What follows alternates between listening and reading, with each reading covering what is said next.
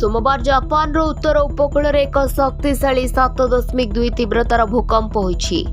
एहा परे Japan पाणीपाग agency तथा जेएमए पक्षरु सुनामी सतर्कता जारी करा जायछि। भूकंपर केंद्र स्थल होकाइडो उपकूल एवं आमोरी सहर निकटरे समुद्र पृष्ठरु प्राय 50 किलोमीटर तले रहितला।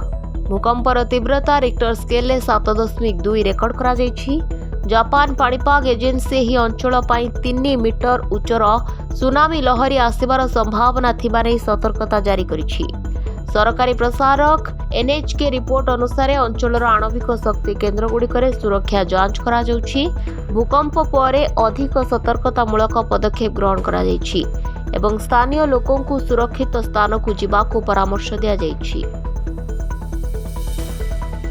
Bureau report, Dinalipi live.